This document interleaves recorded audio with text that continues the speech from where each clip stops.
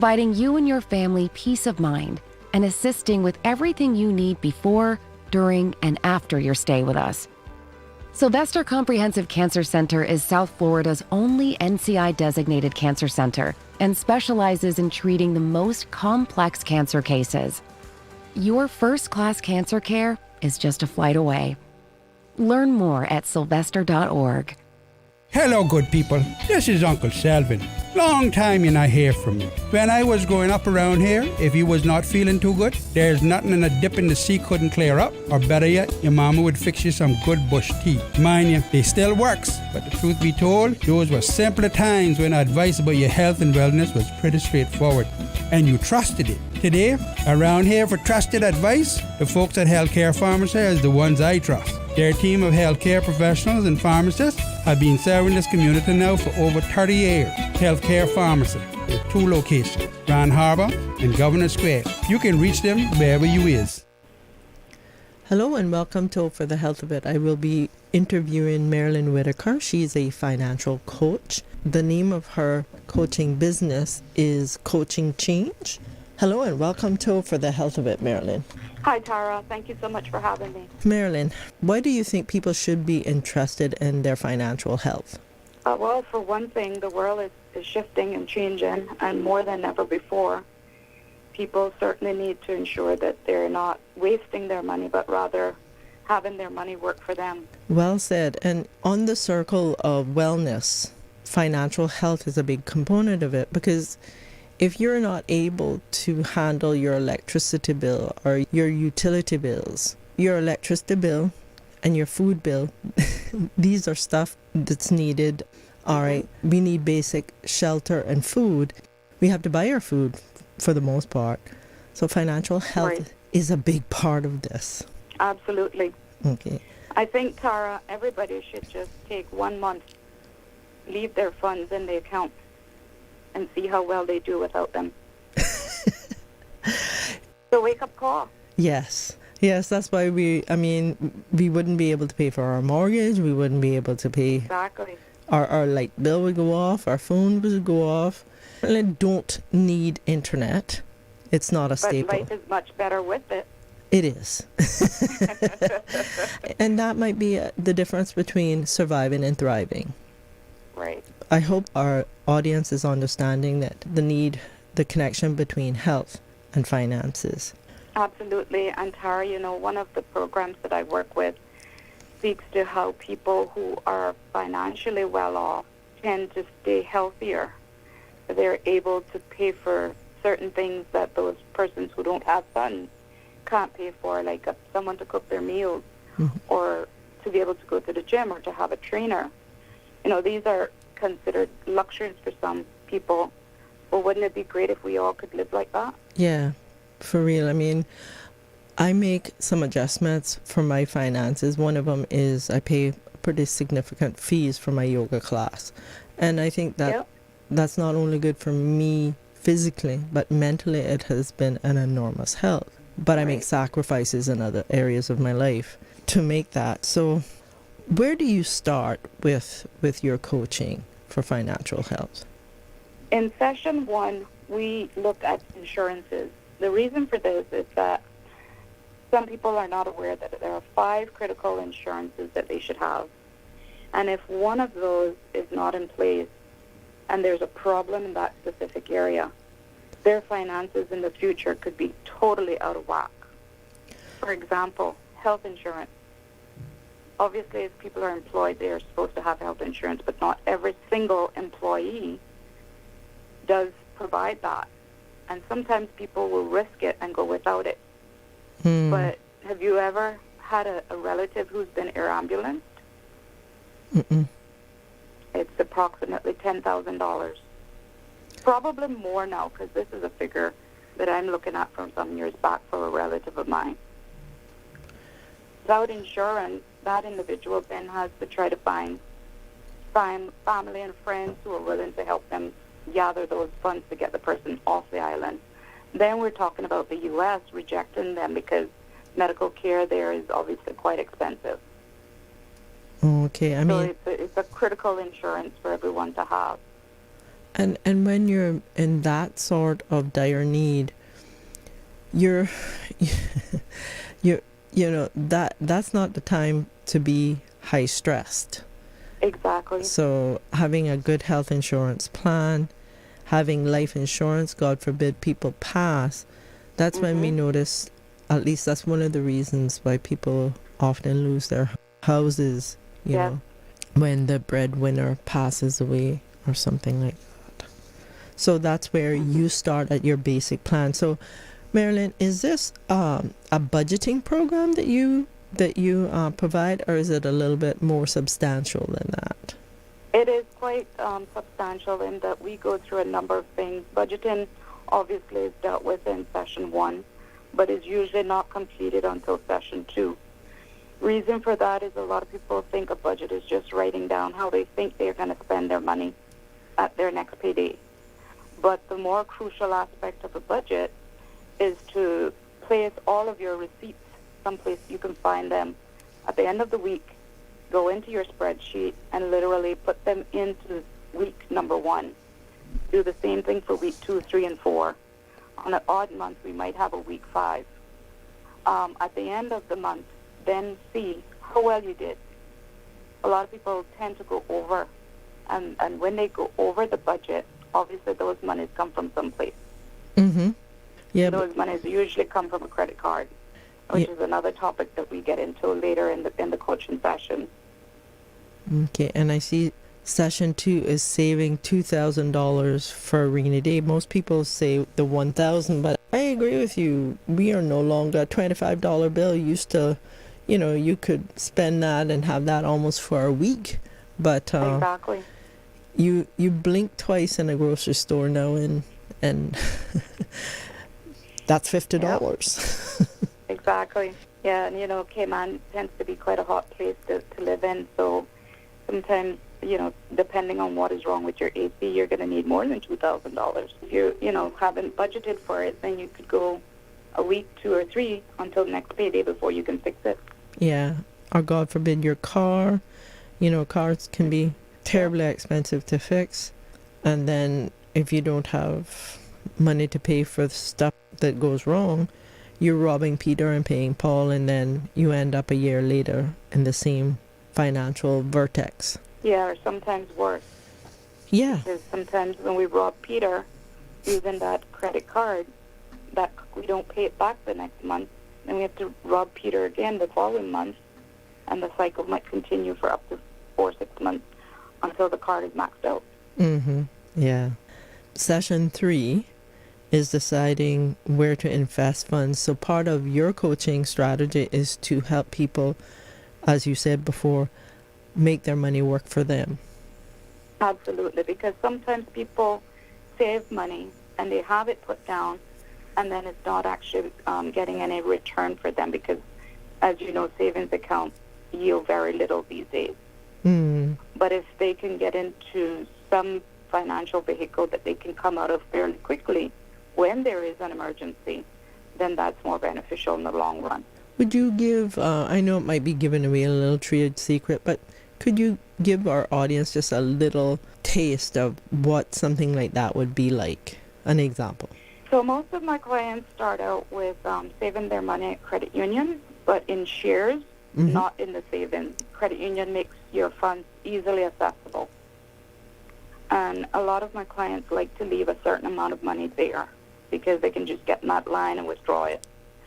Then other clients prefer to make a little bit more elsewhere, but they understand that they'll have to wait a bit longer to sell the share to redeem those funds if needed. Okay. And session 4 is how you can create a second and third income.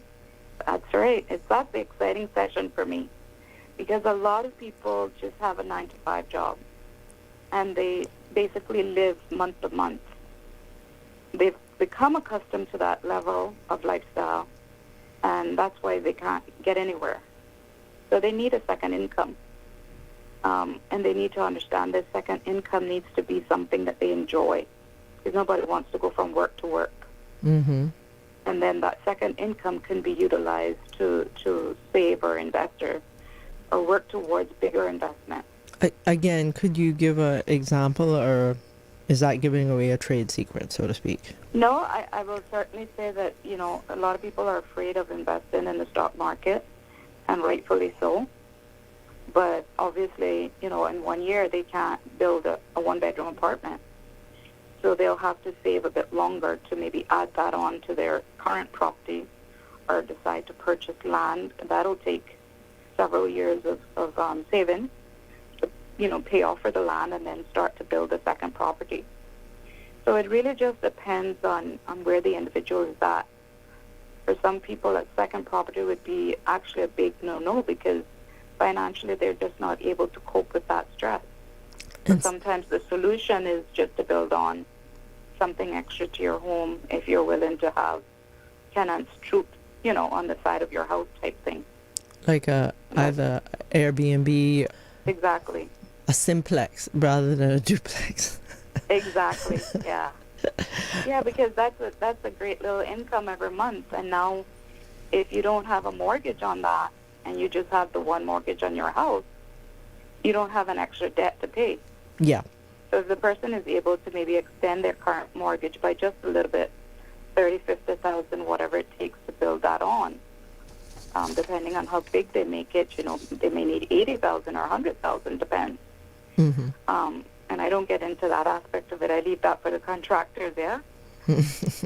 So I love session 5. Stop buying stuff. Yeah, just stop it. We just love stuff. We buy so much stuff. Right now I'm looking at all of my stuff. Some of it I need, but not every bit of it. So what do you... Money that's just sitting there. So what do? You put a shock collar around them to stop buying it, or how do you wrestle that one?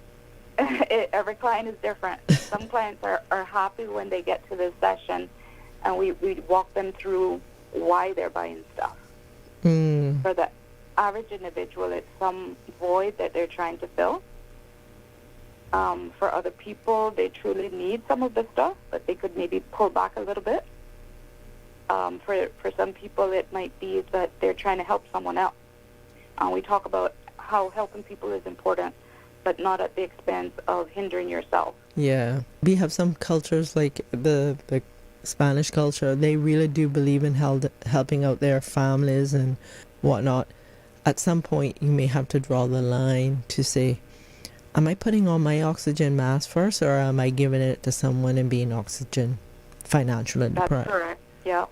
I mean, the Bible gives us a really great guideline, that 10% tithe, and I'm not saying don't go over the 10%, especially if the need exists, but you do have to know within yourself that you're able to afford it. You can't give what you don't have. Yes, and tithing doesn't mean that you can just give to a church. I mean... Yeah, everybody's different. Yeah. I have some clients that say absolutely won't give to anything but a church. Right. Others say, I love giving to charities. Mm-hmm. Others say, no, I know enough young people who are in desperate need, and I can't see them hungry and not help them. Right. So I say to them, let everybody be persuaded by their own heart's desire. Yes. I don't coach on anything religion-wise, because that's not really what coaching is about. Yes, coaching does have a spiritual element to it, but it's not for me to impose my beliefs on anyone else. Thank you for that. So, session 6, we talk about retirement planning, and I don't know if this is worldwide or a Cayman thing, but we are not planning for retirement. I think it's worldwide. Certainly when I lived in the UK, I saw a lot of it there where people were elderly and ill-prepared for that time of their life. And I saw some of that in the U.S. as well. So I think it's not just a Cayman thing, but, my focus is Cayman because this is where my people live and work. But obviously I do counsel persons outside of Cayman as well. And during those coaching sessions, we do talk about retirement quite a bit. Interestingly enough, when I set the homework for that session, which I'm happy to tell you now because people could do this tonight if they so desire, you sit down and you journal. What do you do in month 1 after you've stopped working? How much is it going to cost you? Do you still have a mortgage? You shouldn't if you're following this plan, but some people will Mm-hmm. if they didn't get this plan in time. Yes. How are they going to thrive? There's not going to be enough money in your pension. That's a given. So people need to learn from now how difficult life will be at age 65 when they're forced out of a private or government job and simply have no funds to assist them. Yeah. I am I'm approaching retirement, and I know that I've really looked at my life, and I cannot see how I could retire in Cayman. Mm-hmm. So more than likely I'm going to have to move off island, which I've lived here all my life. But Yeah, and the world has a lot of exciting places. yes, but I would rather retire here. Nevertheless, If you could afford it. if I could afford it. But and what is the equation, the financial equation? It's something like it's like a third of your income that you currently make now, because like you said, you shouldn't have a mortgage. That doesn't mean you wouldn't have a mortgage. It just means you shouldn't. Mhm. So Right. you do a third of your income, and I mean, realistically or ideally, you wouldn't want to retire and drop your life any lower than it is at the moment. Is that? Exactly. That's right. So if at the moment you need $2,000 to have CUC AC on, you can pay them whatever that is, $400-$600 a month, whatever it comes to. You want, to be able to go shopping and buy the foods that you enjoy, gasoline for your vehicle at the very least. All right, obviously there's going to be water bill, internet bill, for some people cable bill. Not everybody loves Netflix as much as I do. So those bills add up. That's going to be a little bit past $2,000 right there. Mm-hmm. Yeah. In 1 year, you're spending at a minimum $24,000. And for some people, their pension won't last for more than maybe 5 or 10 years if they're fortunate at that spending. This is why income 2 and 3 is so critical. And that I'm not going to give away. Okay. Yeah, and some people enjoy getting out with their friends or relatives and having a meal together. And, dining out is expensive. Mm-hmm. So for people who can afford it, they get to have some social element to their life. And as a health coach, you know how important the social aspect of the 7 dimensions of health really are. Mm-hmm. Really is. Yeah. So for those persons who can't afford that, they're stuck at home with the television. Yeah. Which means... I love to hang out with persons who are around 75, 80 years old. They have so much wisdom. And I have 2 sets of friends that are in that age bracket.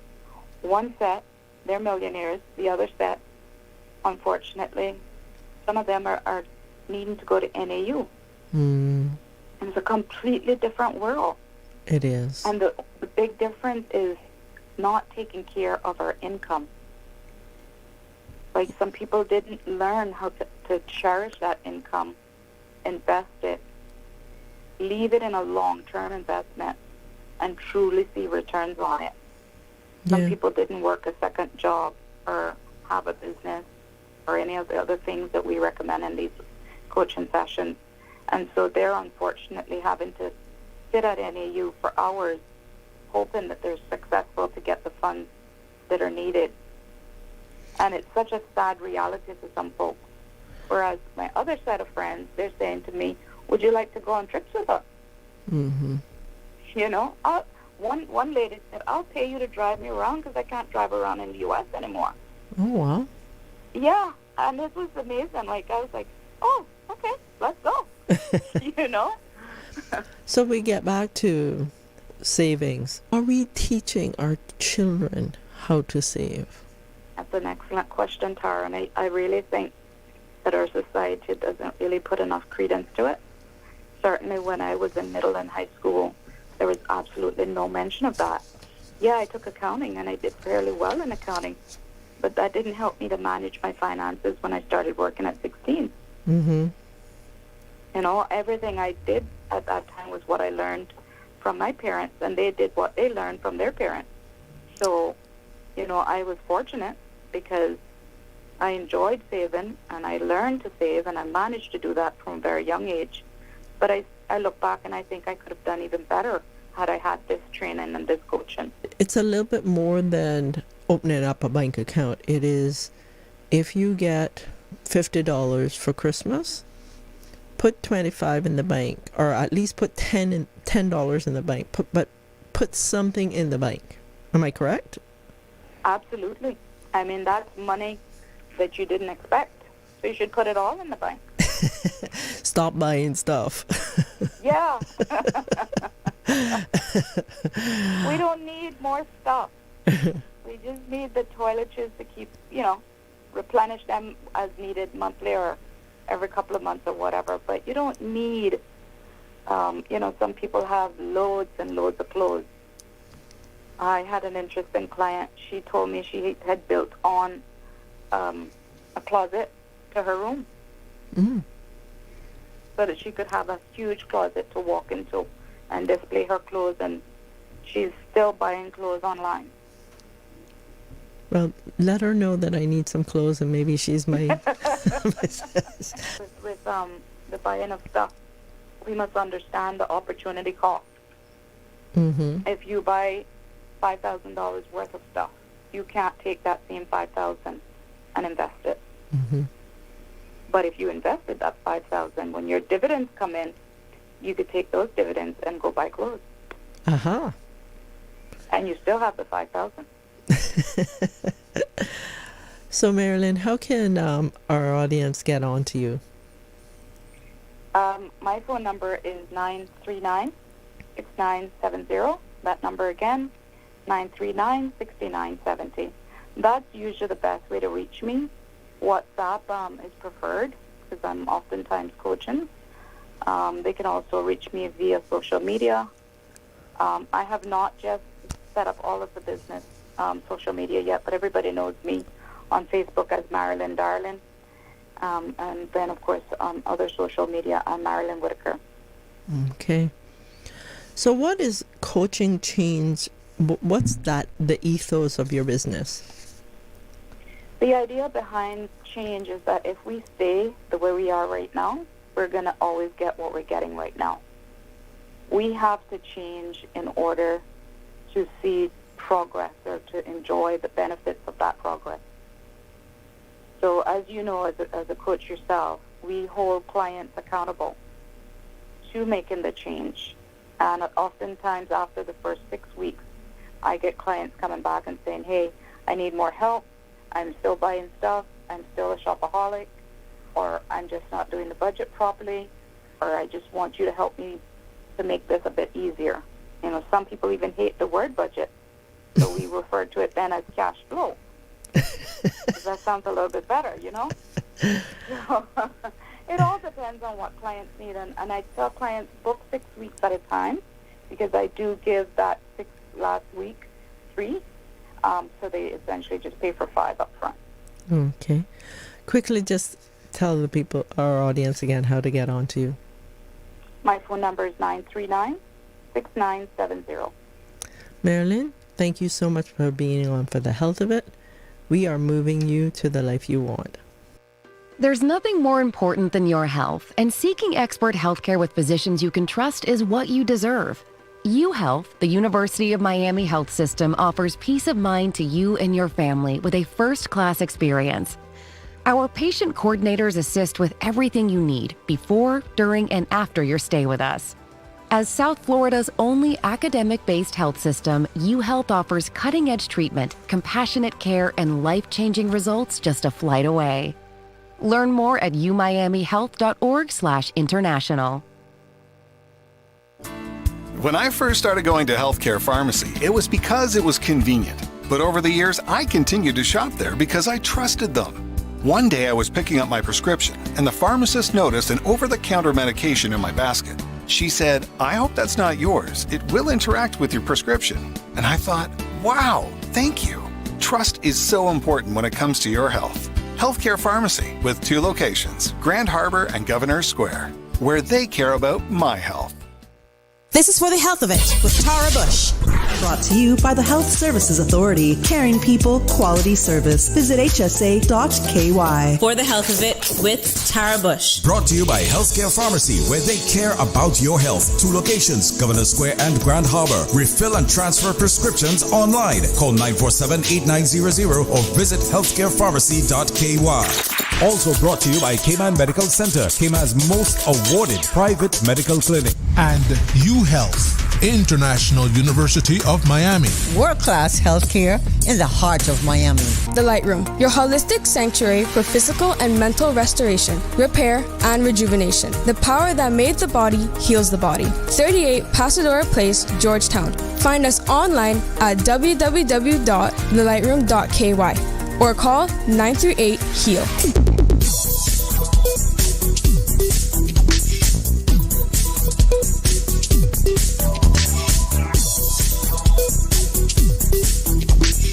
For the Health of It with Tara Bush. If they are talking about us, living in your head rent-free all this time, we must be relevant. Radio Cayman since 1976.